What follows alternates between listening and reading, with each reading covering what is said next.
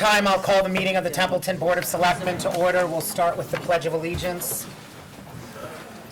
I pledge allegiance to the flag of the United States of America and to the republic for which it stands, one nation, under God, indivisible, with liberty and justice for all.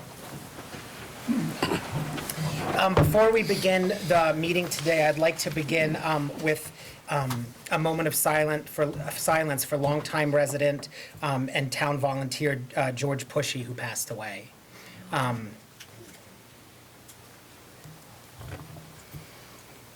Thank you very much. The first item that we have on our agenda is the town administrator report. Thank you, Mr. Chairman. First item to report on is snow and ice expenditures. We are now approximately $110,000 over budget, and that does not count any expenditures over the weekend for that little incident of a small amount of snow. Now, that's not good news, but I do have good news. I spoke with our emergency management director, Rich Curtis, today, who is enjoying 80-degree sunshine in Florida. And we are eligible and have applied for the Federal Emergency Management Agency, FEMA's reimbursement for that first very big snowstorm. And we're eligible for 75% reimbursement of our costs, which were about $147,000, and so we have applied for $107,000. That's almost going to cover the deficit. I've also spoke with the new director of the Bureau of Accounts for the Department of Revenue today, the successor to Jerry Perry in Boston, and he said that there is a bill in the legislature which is very likely to pass because it has a lot of support, which would allow cities and towns to use the FEMA reimbursement to cover the snow deficit this year. Normally, the FEMA money comes in, it goes into the general fund and becomes free cash for the following year. So it looks as though this legislation will enable the town to take FEMA money and cover that snow and ice deficit, or much of the snow and ice deficit this year. So that's, I think there's some good news there if it all works out. Insurance.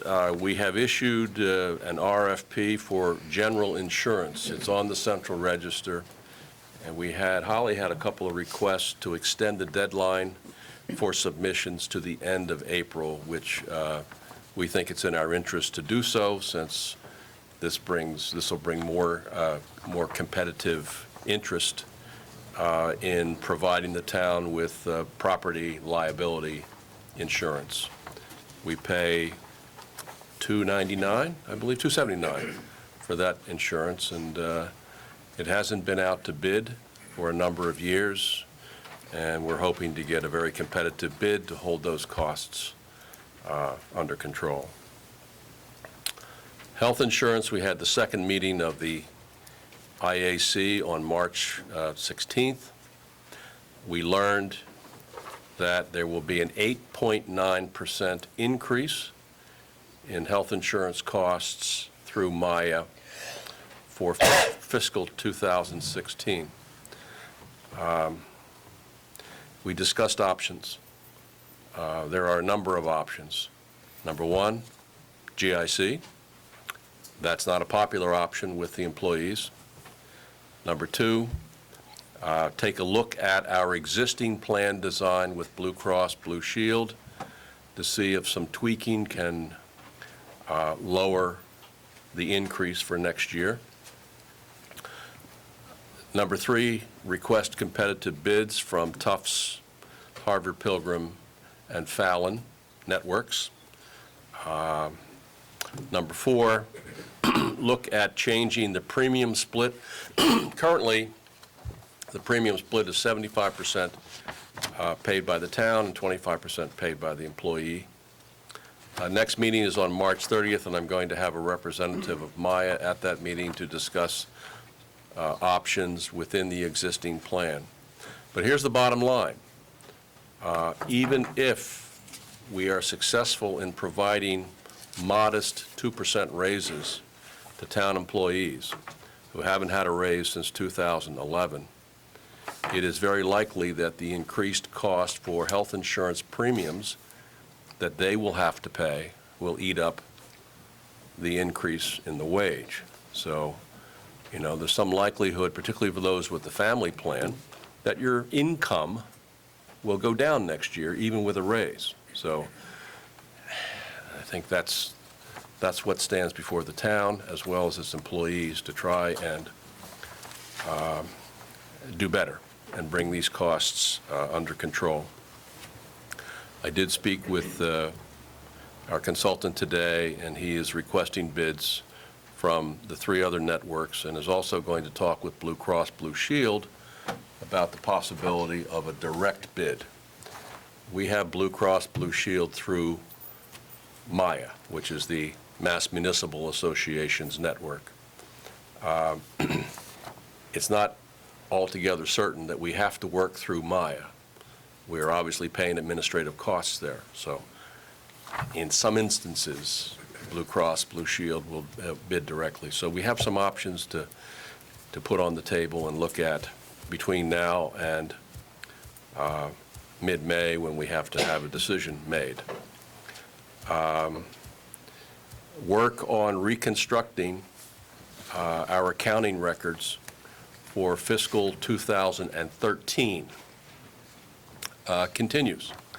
Today, we had Bernie Heaney and Kate Fulton downstairs helping to organize the records so that our town accountant can reconstruct those records for fiscal 13. Name of the game is to put those records in order and to make any improvements or corrections that we need in fiscal 14 to get both of those years audited. Some of you may know that our auditor said that fiscal 13 records are in such disarray that they can't be audited. So we have to put the records in order to get the audits done, in order for the Department of Revenue then to certify free cash, which should be substantial. It should be in the range of $750,000. And I think that will go a long way towards restoring the town's reserves.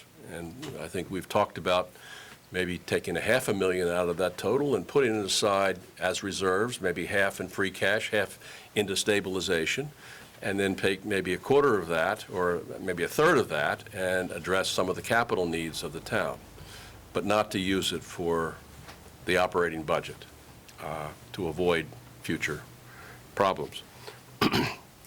So that's the track we're on.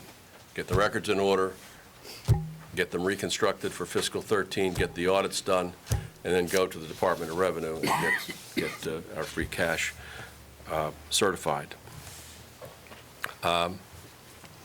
Also, in the process of the work that Kelly has done, our new accountant has done up to now, informed me today that she's found a transfer to stabilization in 2012 that was not properly recorded in stabilization. And so a little more work needs to be done, but the town could have an additional $100,000 in stabilization that's already been voted, that actually hasn't appeared on our recent records. Right now we show $70,000 in stabilization, but it could very well be 170. By the time we have our next meeting, we'll have that for certain. But there's something good there. Something good is coming from the reexamination of all these records. Operating budget for fiscal 16. I've given you a couple of items. This is an updated add-back list. These are requests. I didn't alter them. These are the requests that the various departments have made for monies if they are available. Also at the bottom, Diane has offered her, came in and talked with me, and I listed the priorities that she discussed down below here, but the rest are the requests that have been made. Just recently, I have, a request to increase the scholarship fund by $2,500 for next year, which is not listed on here, but it's $2,500 now, and it would go to $5,000 if that request is honored. As you can see, there are $320,000 worth of requests for additional funding for next year. And the other sheet that I gave you is basically the bottom of the operating budget. What I've included here is the request from the school committee for an additional $266,000 next year. I've included that in this amount, and so that takes our available revenue down to 190 if we accommodate the 266. It takes us down to 190, and we have $320,000 worth of requests from the various departments. So that's where we have to make ends meet, assuming that all the numbers hold up.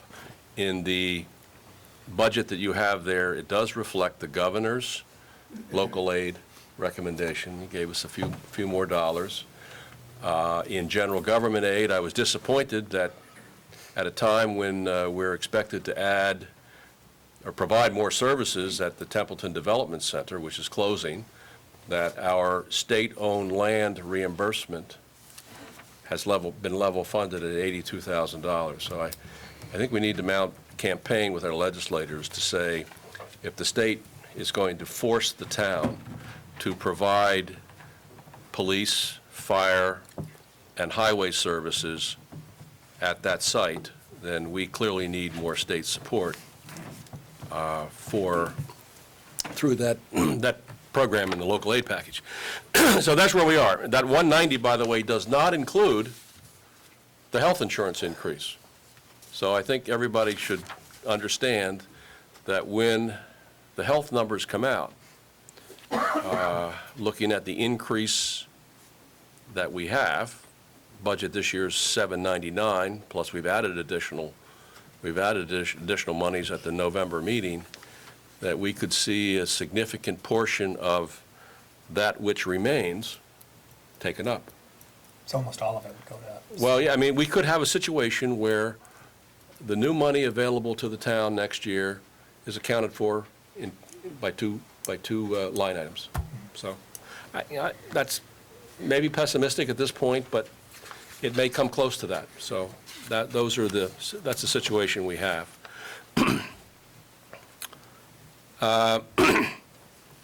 We've worked out the issue with the outreach coordinator at the Council on the Aging. I'm still searching for a building inspector. I have two people that I'm talking to right now, today, in fact.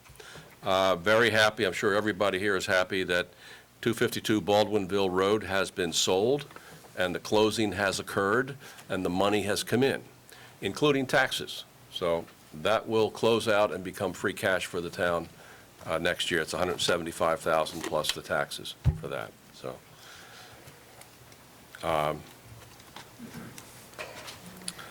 again, I'm negotiating some contracts, or in negotiations, and I'll review that with the Selectmen in the executive session after the meeting. And lastly, the governor has announced some special money, special allocation of $30 million to help the cities and towns fill potholes. We'll go after that money. John pointed that out. And I read about it in the Mass Municipal Association website. And then secondly, the governor is looking to add $200 million to Chapter 90, which should enable the town to do a significant amount of additional street improvements next year, if this is approved by the legislature. So I don't know where he's getting this money with $1.5 billion deficit, but I'm basically happy that he's doing it, and the deficit is his problem. So So that's all I have for you. Great, thank you. Yes. Yeah. I did, at the school committee meeting last Wednesday, I did go and ask for consideration for a reduction in the 266. I don't know if that will come forward. I know we budgeted the 100,000, so I asked if we could split the difference on the 166. So I don't know, I figured anything to try to help, so. Ken, Yes. on the pilot payment for that is based on the formula for the value of the land. Yes. Any services that we would Yeah. provide Right. to the developmental center would be over and above that. It would come from a separate source of money. Okay.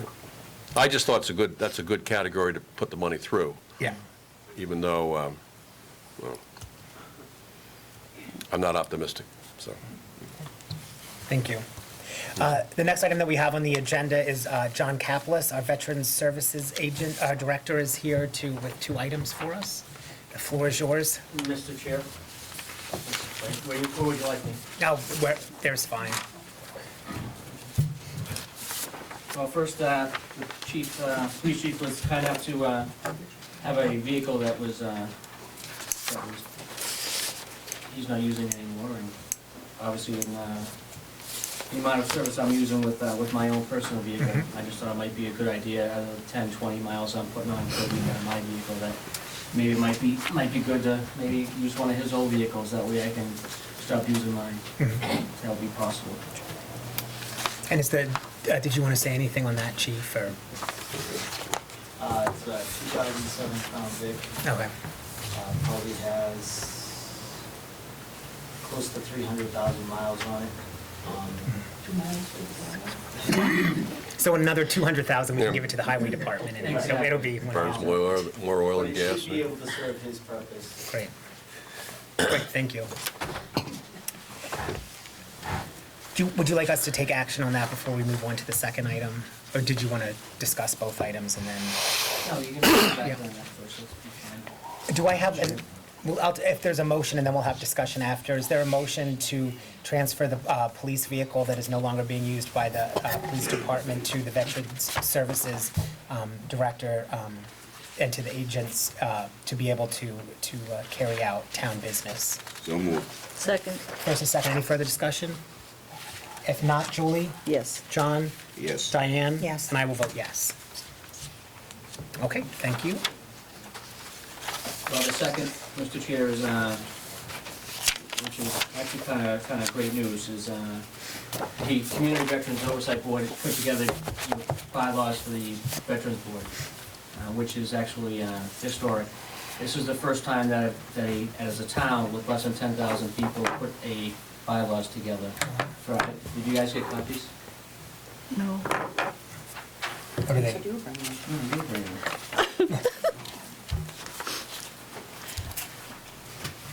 Oh, thank you. Thank you. I'll share mine with you guys. I did bring them, but for your review, I'm not really sure as far as what I was looking at as far as the law was concerned, as far as it goes to legal, before it goes to obviously town meeting for a vote, but like I said, it is historic.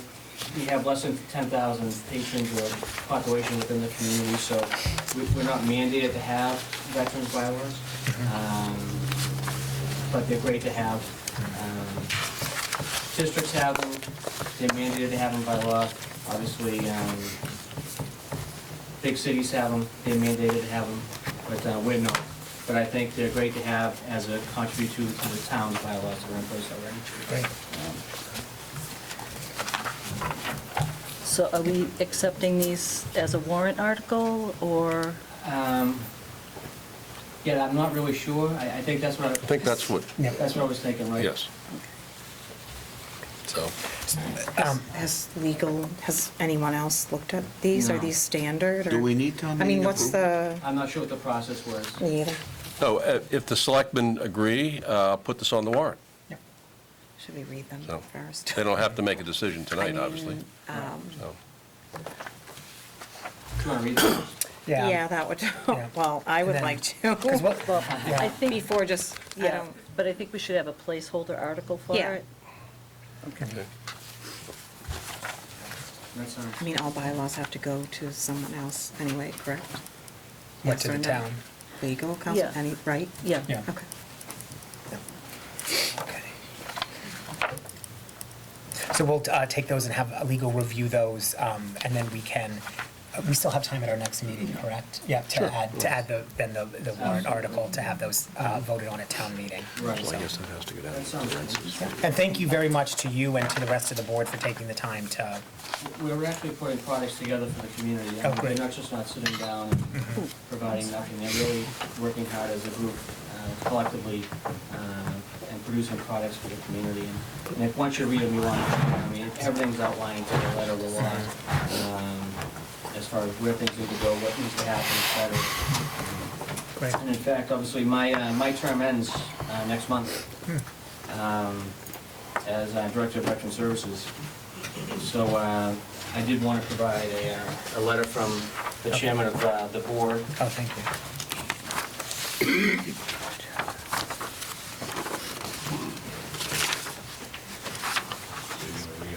Thank you.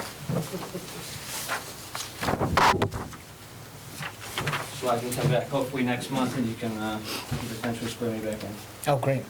Okay. And that's all I have. Mr. Chair. Did anyone have any questions for Mr. Kaplis while he's here?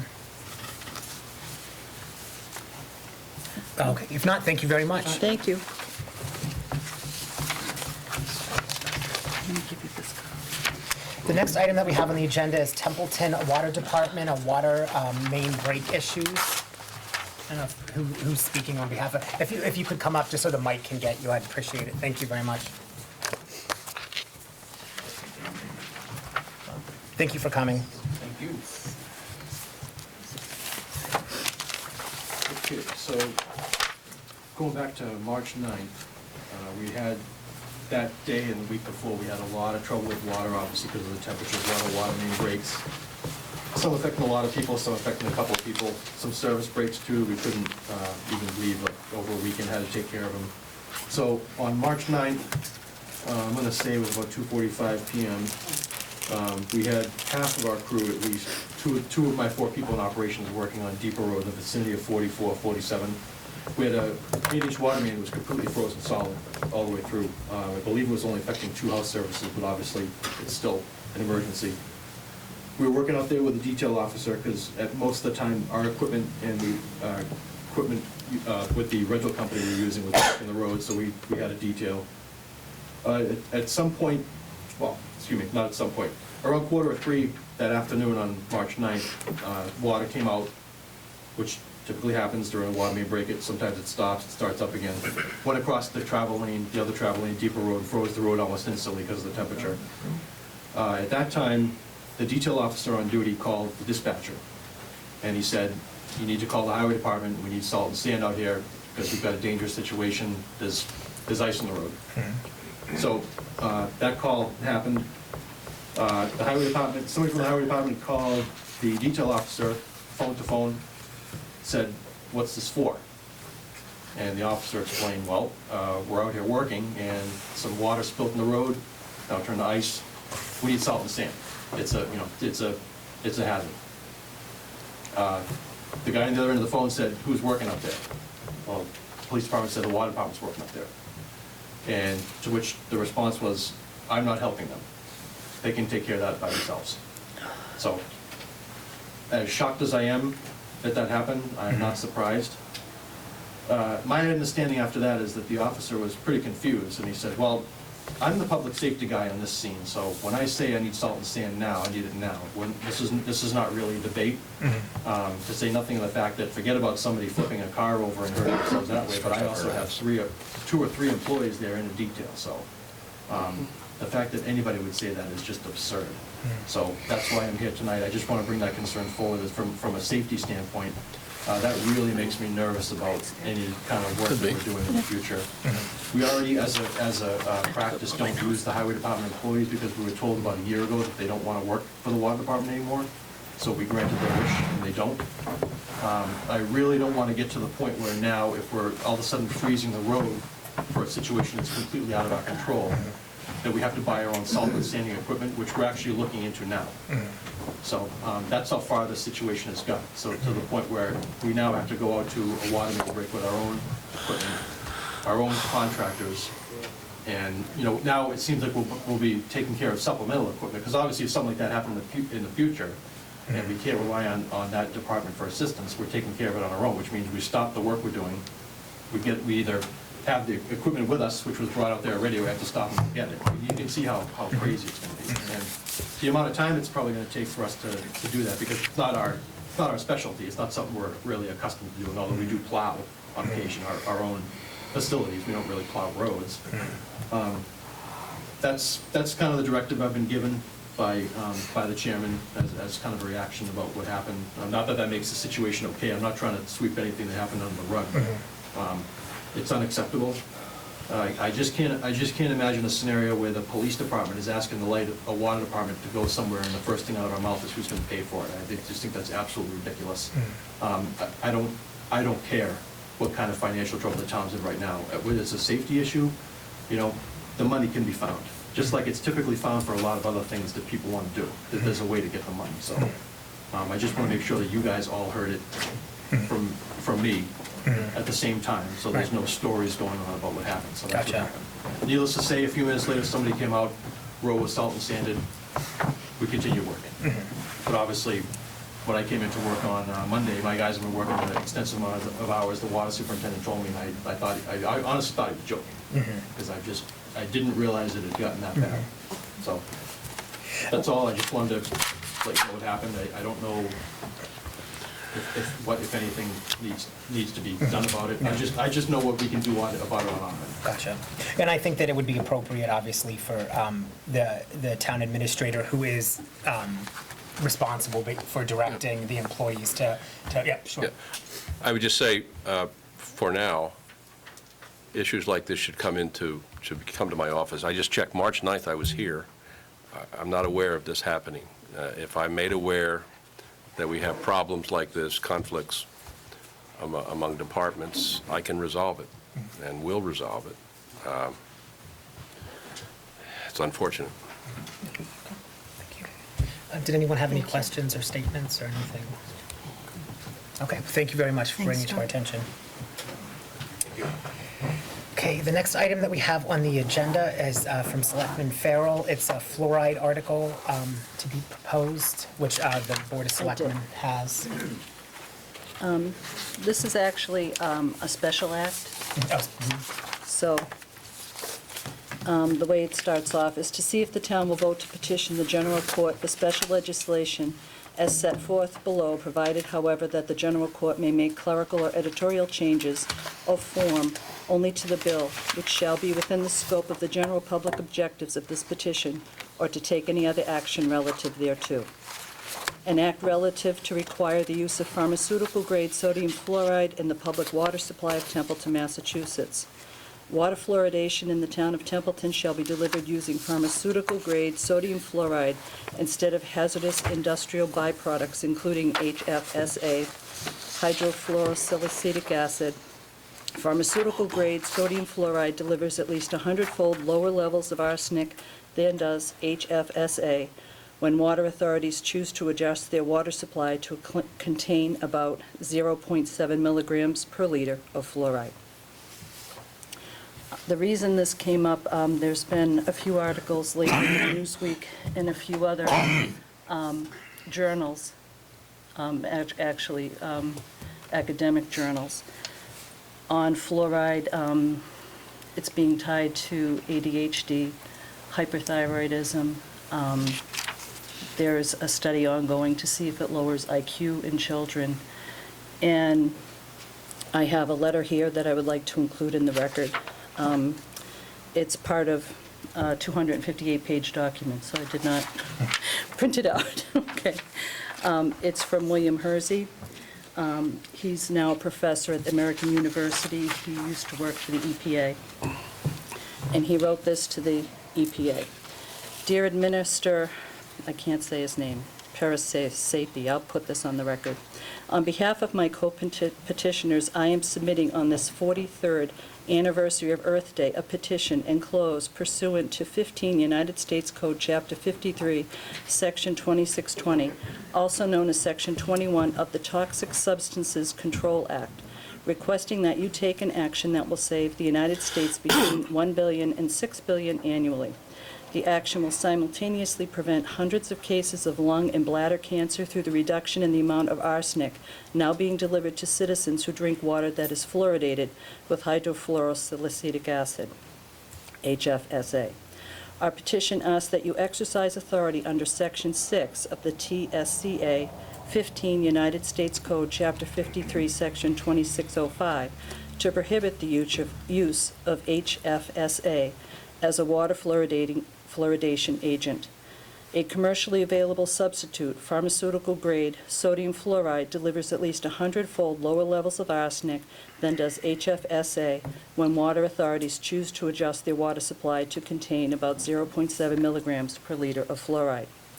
By prohibiting the use of HFSA, the agency will not be taking any action that would interfere with local decisions about whether or not to artificially fluoridate water supplies.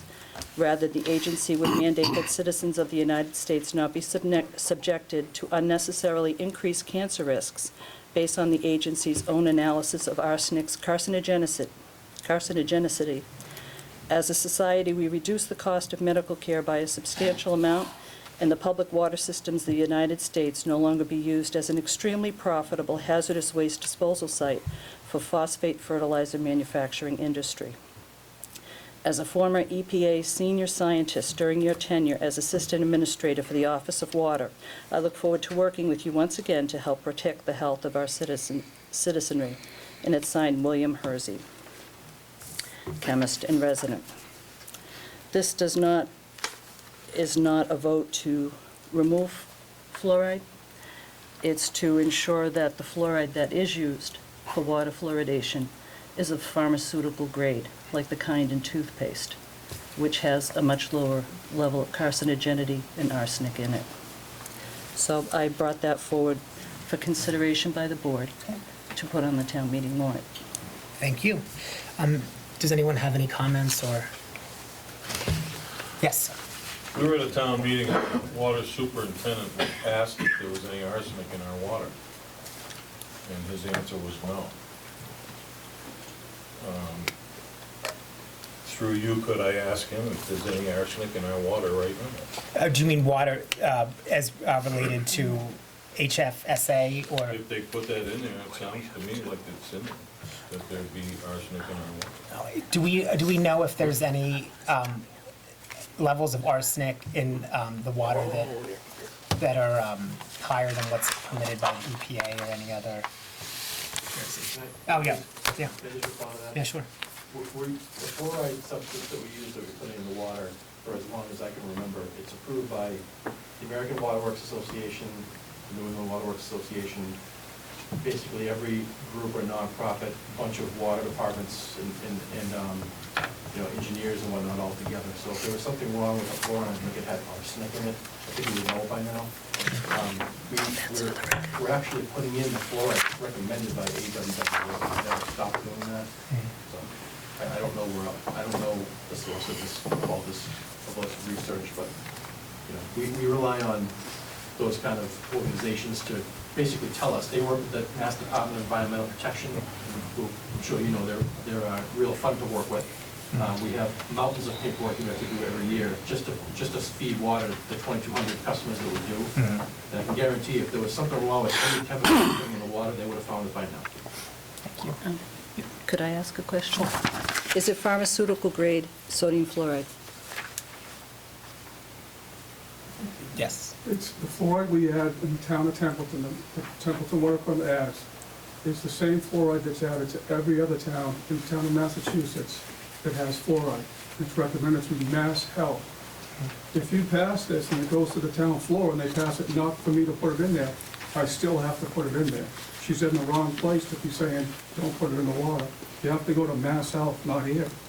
That's not what this says. Well, this is for special legislation, so it would go to the state for them to. Oh, okay. Yeah. Yeah. And Yeah. I'm sorry.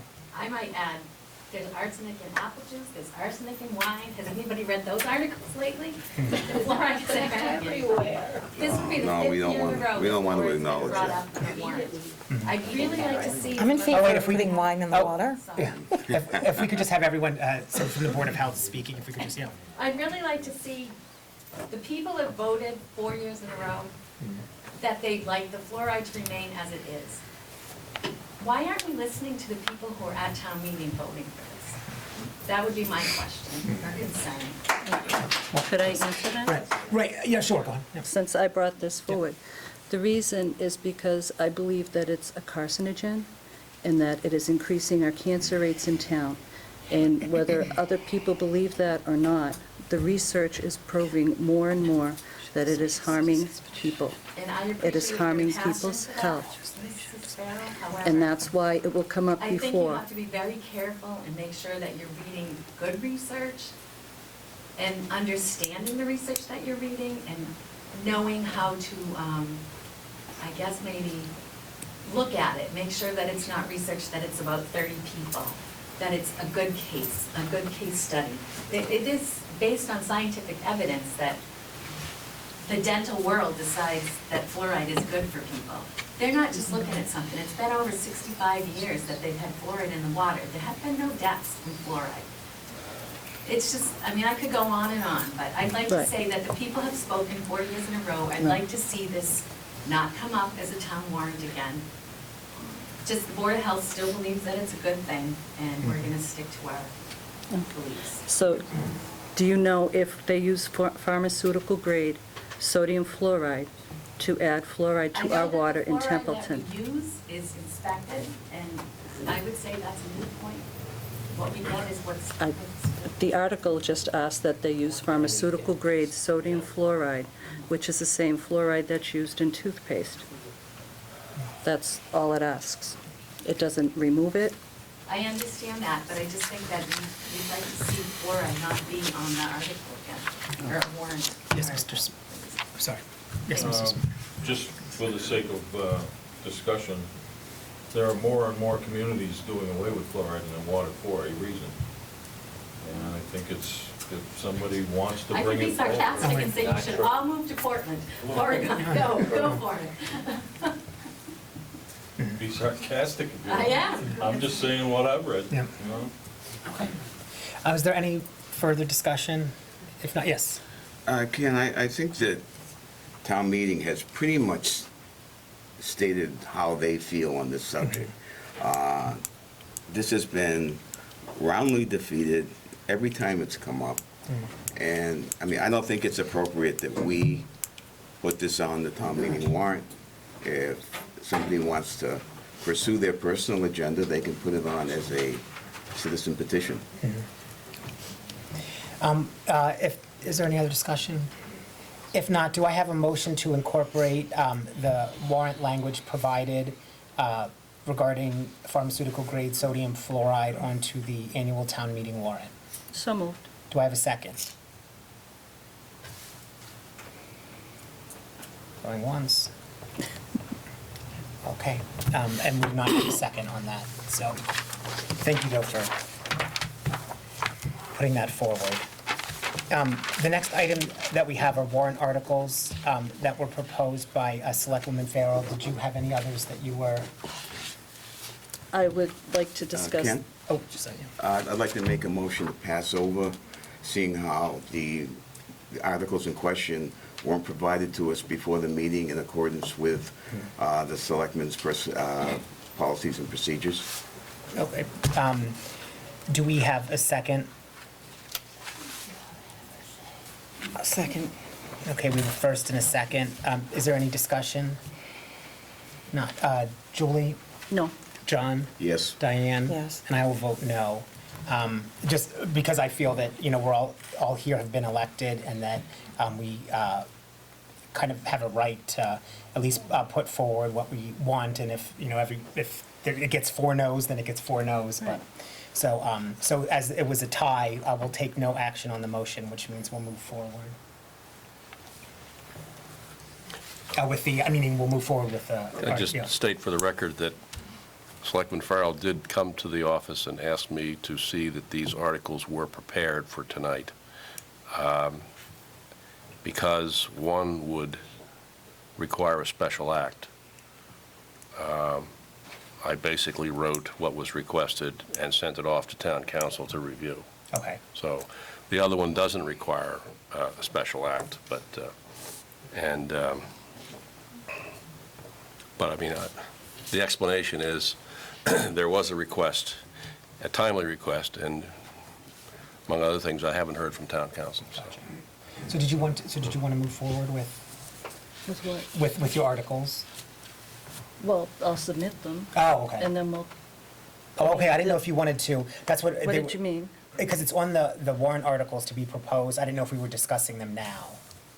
I assume that that's what thought that meant, but. That motion was to pass over them. Right, but it got 2 yeses and 2 nos, so So we you can won't show be them to passing. us. We won't be passing. So it's on the over. agenda, yes. Yeah. So, I don't, what are we doing? You want to talk about it? Yeah, yes, All right, that was the we'll vote. Yeah, that was the vote. Oh. Assuming you want to, that was the vote, yeah. I thought we were voting not to talk about it. Oh, no, All no. right. So the first one is a capital planning article, and it's taken basically from the capital master plan that we voted on at the last meeting. And it's a bylaw, not a special act.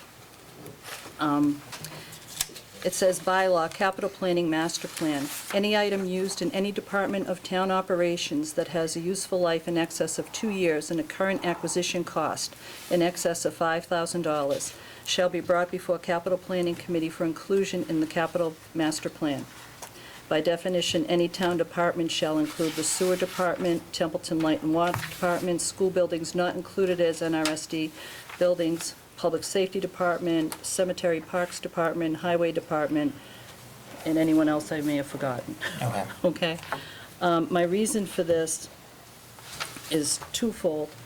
We need to get a handle on our debt and manage our debt. And we're making good progress toward that. But I also think that we have departments that are going to incur debt on the town, and they're allowed to do so without a town meeting vote, without public input. And I think it should at least be captured somewhere, and that somewhere should be in the capital master plan. I believe that there's a project to paint the water tower, right? Okay? And you have a USDA loan for that, so it's not coming off the tax rate. Is that correct? We don't have the USDA loan at this time, no. Okay. Nothing like water does comes off the tax rate. Yeah, Right. pay for it ourselves. Okay. Get that free and bid to lose. Excuse me. Sorry, who yeah. was that? Sorry. The accountant for light water. Oh, I didn't hear what she said. Yeah, it's fine. okay. Oh, okay, Wasn't worth repeating. okay. Okay. What this would do is capture all of the projects that are in town. So we know that when there's debt for painting a water tower, when there's a sewer project, that gets captured and put in one plan, so we all know when projects are coming on, when when debt is retired. And it's a planning tool that we can use. That's the impetus for this particular bylaw change. Right now, I think it took Doug Morrison, who is the chairman of the capital planning committee, a long time to gather all the data from different departments on which projects, were coming, when something was retired, and there's no institutional memory. So if you have something, because as chairmans come and go and for different subcommittees, that gets lost.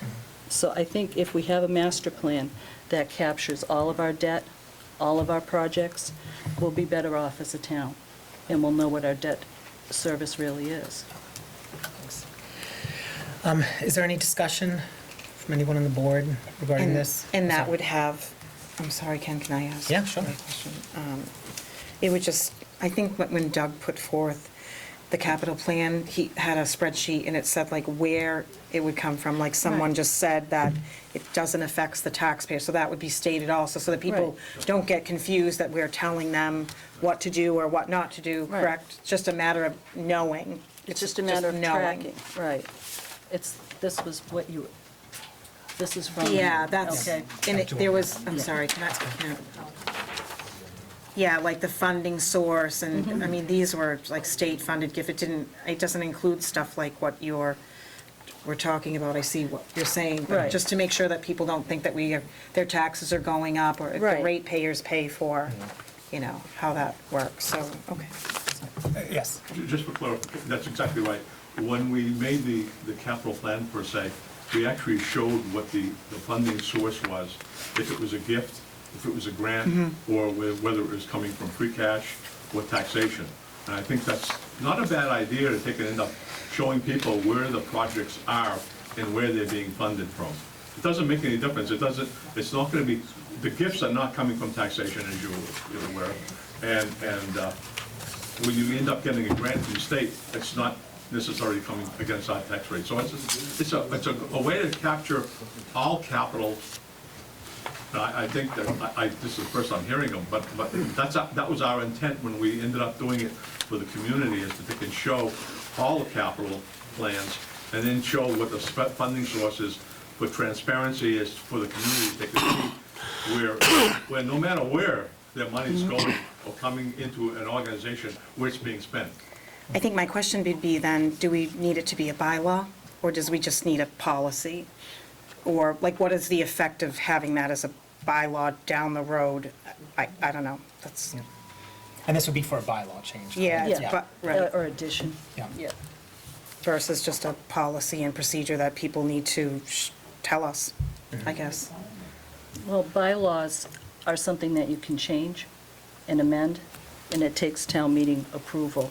A policy tends not to have the same kind of gravity or weight to it. Okay. Mr. Chair, we presently do have a capital plan bylaw, and this would, it sounds like you're I don't remember reading proposing that. an amendment to that. Right. Oh, okay. Don't you track the warrants that go from the light department to the town hall anyways? When you pay those bills, aren't those listed? Oh, wait, I think, but this has to do with the actual capital planning aspect of it, not kind of the pre-indebtedness aspect of it, not the post, but you're correct, they're all included in our warrants. What more information do you want? Well, it's not information, it's for including them ahead of time on the capital, and I'm sorry, it's your thing, Yeah. I don't mean to speak for you, but as I'm interpreting it, it's as to be going through the capital planning committee, so that the individuals that are in charge of kind of planning for our capital needs know that this is being taken care of or that's being taken care of. I mean, that's how I interpret it. I don't know if right, transparency. I don't know, I mean, if I'm not speaking Well, correctly to it. no, I mean, if you're planning a road project and a water main project, it's probably better to do the water main project before you do the road project. That kind of planning. Okay, do we have a motion to include the capital planning warrant article as presented to us on the annual town meeting warrant? So moved. I have a first, is there a second? Mine's second. Okay, I have a first and a second, is there any further discussion? Yes, sir. Down this road, you don't even have the authority over the plans to do the light and water and sewer. So when you put a bylaw in place that gives you the charge of what they're doing with the money. Already a bylaw, I just can't find Find it. out what the authority first before you start putting bylaws in place. Okay. Yes. Usually the legal review, you might want to have the summons to your legal before you get on the road voting it. That's just. Well, and keep in mind too, all bylaws, if they are voted at town meeting, go to the Attorney General, which is free, as opposed to wasting taxpayer money on lawyers. And trust me, I'm not bad-mouthing lawyers, but but, yes, John. The reason we're approaching the USDA for the loan is that's the only way we can get the money now. There's no way to borrow money in this town right now. Right, because we don't have a bond Without the rating. GEO bond, and Yeah. we're powerless to do anything. Yeah. And if it was 5 or 6 years ago, it would be much more desirable to do a general obligation bond, because based on the people we're seeing, they're okay, but they're not wonderful. We're looking at a 20-year note. We haven't even nailed down the dollar figure. I mean, that's why to add any language in some kind of town bylaw about light or water it's not going to affect us. I don't like to continually see voters confused when we go to these meetings, and they are gonna be confused by this, unless one of us stands up and says, don't worry, everybody, this isn't gonna affect you guys are all set. We shouldn't have to keep doing this time and time again. The USDA money, if we get it, it's something that the board, the water commission's gonna approve, and the water commission only. There's nothing to do with capital planning committee at all. I'm more than welcome to share with them what we're doing. And we've had no shorter than 7 meetings on this topic already, so it's not like we're doing stuff behind closed doors. But if you're gonna make a motion to kind of push this item forward, I would really like you to just remove anything from light and water from it. All we're hearing about watering projects and this and that, we have a 20-year capital improvement plan. The tank painting is just one of the things in that plan. It's gonna cost a lot of money, and it's the only way to get it is USDA. It has nothing to do with any kind of a town vote. We're doing this on our own, you know, I mean, like the light department, we have our own credit rating now because we had to with ISO. It cost us thousands. So I would really, I'm asking to have light and water stuff just removed from that, from language removed from this bylaw amendment or whatever it is. Okay. Ken, can I make a substitute motion? Yes, sure. I'd like to amend the capital planning bylaw by removing the words Templeton Light and Water Department. Okay. Is there a second? Going once? No. Okay, thank you, Bill, for that. Is there anything else before we vote? We were first and second. Yes. Question, just for clarification, when we did the project like Back Bay CDBG grant money, which we used road money as seed money, I believe, for the engineering plans and stuff, for upfront money, I believe was used, and water mains and stuff were replaced, where did the funding come to pay for the water mains? Was that part of the grant money, or was that separately paid for out of the water department? I don't know. And the reason I'm asking the question is, I think that would tie, if CDBG grant money was used to pay for the water lines, which benefits everybody, in my opinion. And road money was used as the seed money to get the grant money, as I believe has been done in the past, then I think an explanation to the people, you know, where's our road money? Our road money, you know, our roads are in such terrible shape, where's all our road money going? I think that would help explain it and clarify it, that, you know, it was used to get the grant money to rebuild those roads, and part of that grant money was used to replace aging water lines, because just like every other department in the town, replacing the water lines is quite expensive, and I don't know how much money is in the water. Am I correct? Yeah, I don't know if you would like to speak to that, or, yes. Yes, we did. We would spend $30,000 or more each time for the plans, because we couldn't, at the time, we couldn't use Chapter 90 money for that. And then we would also do the in-kind services down there in that back pay project Right, also. but I mean, the grant money was used to pay for the water lines? That's the The question grant, I'm yes, asking. the grant itself. Right, so I The think grant did there, sidewalks, an roads, explanation drainage. and the mention of water is, It did in everything. that capital project is appropriate. Right. Because it helps people understand where their money is going and how it's used to benefit everything. Yes, Mr. Blaze. The seed money came from the water department. We did the engineering on those projects, 4 or 5 of the projects. And talking about grant money, well, when you get the grant money for those things, it didn't cost the ratepayers anything anyway. So I don't know how transparent, this is really waiting, I don't know how a CDBG grant would affect this bylaw proposal that you want, because it's not costing the taxpayers any money anyway, it was a grant. Okay, is there any further discussion? Yes. Sorry. I needed to look it up, and I don't feel like I can make an informed decision without. So is this in addition? I just found it. Okay. The bylaw, that's what She's I was like, I looking wasn't for. on Facebook, I Sorry, was looking I'm here. looking for the bylaw.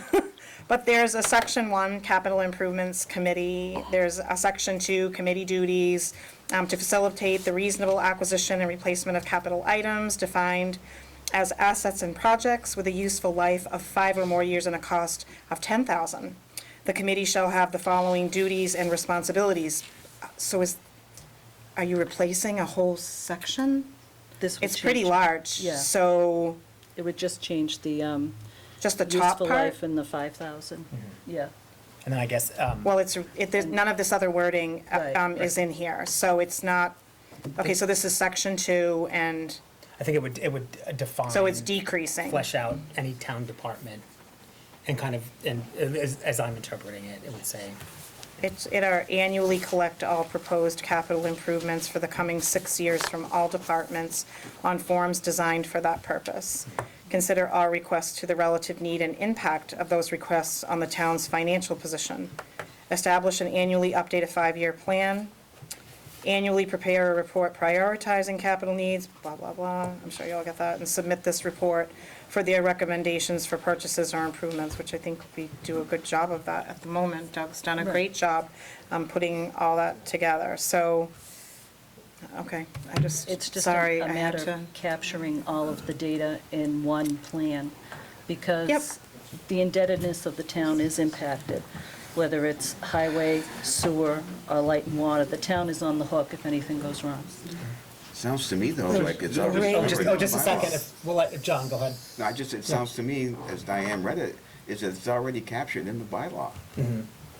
Yeah, the difference that I see is defining town Whoops. Oh, I just lost departments. that. not- Yeah, that's And okay. you should also keep in mind that the laws for municipal utility finance are totally different than the laws pertaining to the town. All right. Yes. Speaking from just capital planning, we ended up looking at other communities to take and establish our capital plan. And there was a lot of other things that were on the capital plan per se that we didn't include because we didn't have input from all departments. I mean, we even asked at one particular point, we end up asking the school, and they were very open to giving us some information on what their capital needs were and what they were going to spend. And that was actually put into the plan initially. So, I mean, this is not something that's off the wall per se. Well, if we're- It does capture all capital stuff in the community. If we're defining light and water department, why are we leaving out NRSD buildings? It's all No. part of the, Because. am I reading that The wrong? regional school district is a separate legal entity. So are they. Right. So are they. No, Is that wrong? No, because it's water different- falls under the different town. laws. Okay. But like the school, the elementary school buildings Are ours. are ours. Right, That's except why I the said without- NRSD, but yeah, the district buildings are not. Yes, sir. The water doesn't fall into the town at all. We've already I been through can't this. hear John. It cost us like countless hours of mine, just wasting my time to get the water budget off of the town meeting floor once and for all. This is why I did it, because there's still too much confusion. It sometimes rises to the level of argument. People come in the office, thinking that their tax money is paying for water services and water repairs and this and that. It's just not. I mean, I can't scream this from the hills enough. One has nothing to do with it. Has nothing to do with the other. If we need $500,000 to repaint a tank, there are two things going to happen. Either the water rates are going to go up next year $500,000, which we will not do, I can say that right now, or we go out for a decent loan for 20 years to get the $500,000 that way, in which case we may not need to affect rates at all. But I think the bottom line is, we got this. There's a manager, superintendent, water employees, and there's a water commission, it's duly elected, we're all set. All right, like I said, sharing information is one thing, but it seems like this is a number, some kind of an expense that's gonna be added to the town budget come May. It's just gonna confuse people, just like it looks like the health insurance numbers might be added in for us to confuse people as well. I don't wanna confuse people. I don't wanna have to stand up and go, gee, I'm really sorry about this, but I already told them not to do this, basically. I don't want like water financial figures included when you're talking about the town's expenses and revenues, because one has nothing to do with the other. We collect electric bills to cover all